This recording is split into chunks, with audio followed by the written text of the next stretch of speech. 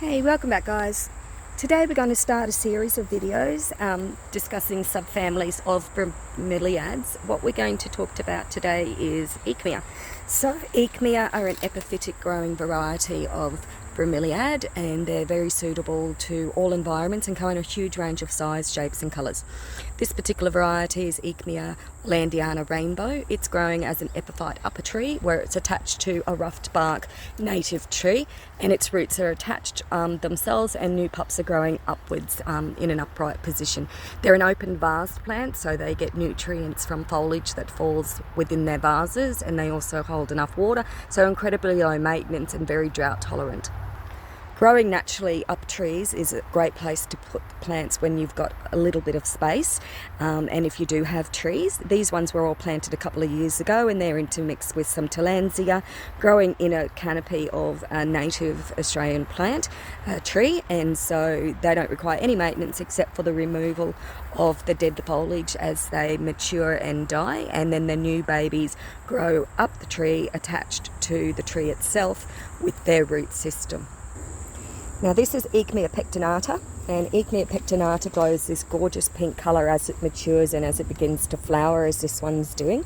After winter and coming into spring, a mature plant grown in good light will mature and grow these gorgeous pink tips, and it grows quite well here in a bright environment with the backdrop of tillandsia eucinoides behind them. Now, blanchetiana is one of the largest of the Aechmea forms. They come in a range of colour, whether they be green, yellow, orange or even red. And the red ones are a little bit more sensitive, and so they prefer to have a little bit more shade and not direct light. These are the orange form that are starting to colour up after winter. Now, they're grown in a complete open garden beneath a tree canopy that gets full westerly bright sun throughout summer, as do the red blanchetiana. All of these ones need to be cut back, the pups removed, and then placed individually around the property, which is what I'm aiming to do in the next few weeks.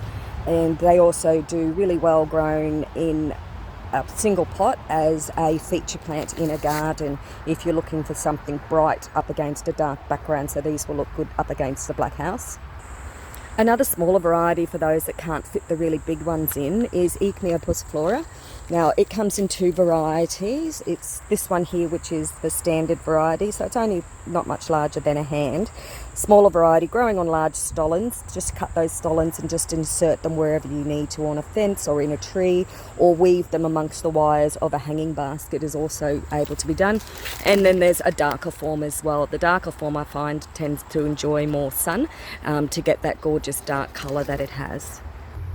This is another Aechmea. It's one of the redder forms and more colourful varieties, or more pink I should say than red. Short Thailand. This one is a small variety that just gets a smaller bloom on it, much like the chantinii, and it takes full sun as well to develop these nice bright colours. As a young plant it stays nice and green. This one's grown in a pot, so a really loose open mix of just bark this one has, and then it grows and matures quite well with no additional fertiliser or feeding required. This one is Aechmea Buckwheat.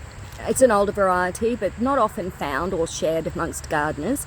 This particular variety also prefers to have a little bit more shade instead of bright light. It will bleach out in summer if there is too much sun for it, but again, it's a good clumping plant that can be grown epiphytically up trees. This particular one I'm growing in a pot, again in really loose open mix with no additional fertiliser. If you put fertiliser with them, they grow very leggy and stay bright green.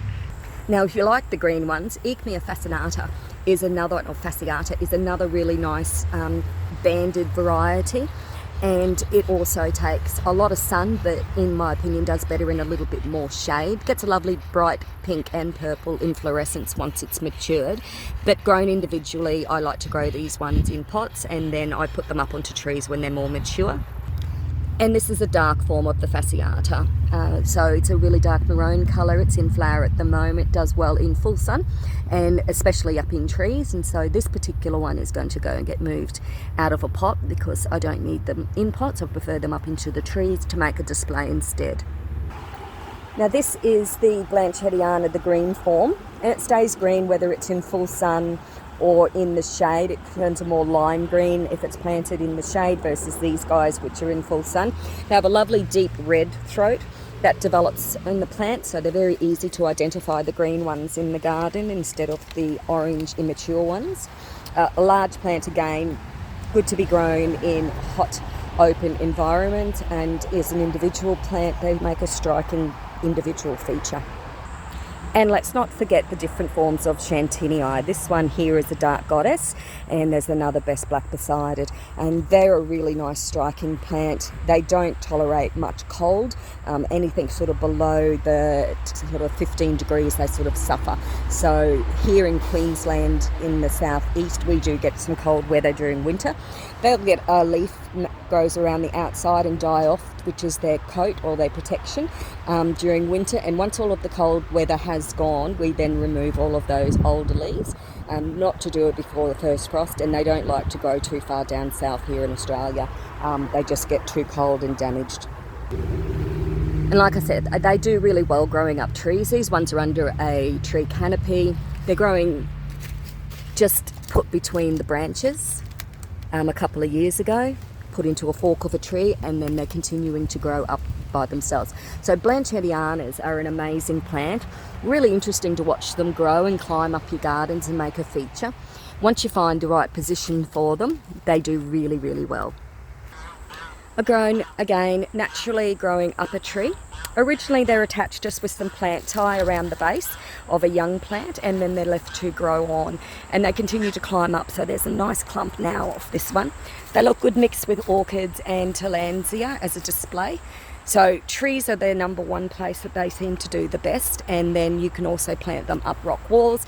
If you are going to put them on fences, ensure that it's not a termite proof fence, or a treated pine fence, because they will, with their leaves, absorb the chemicals in those timbers, and you'll end up losing your plant. They come in variegated varieties as well, as striated varieties, margineted varieties, a whole range of colours, from blacks to pinks to purples, different sizes from your little ones to your huge ones. This is a larger form of the fasciata, twice the size of the little ones that I showed earlier. These are growing up a tree as well. They've just been secured just with some plant tie a couple of years ago and continue to grow. And again, this form likes to have a little bit more shade. It's a little bit softer when it comes to full sun. So I like to grow this one in the shade so I can see those margins that it's got growing. Lots of different uses for Aechmea, which is what makes them so versatile in your garden. So if you want to make yourself a lovely display and you're running short of space, or you've got some trees around your property, I would suggest getting some Aechmeas. They're a tough plant and they're very low maintenance, and they will just survive much better growing in their natural environment up and around trees, and you'll have a lovely display in no time. Alright, thanks very much for staying with me, and if there's anything that you need to know about growing Aechmeas, feel free to drop it in the comments. Thanks guys, bye now.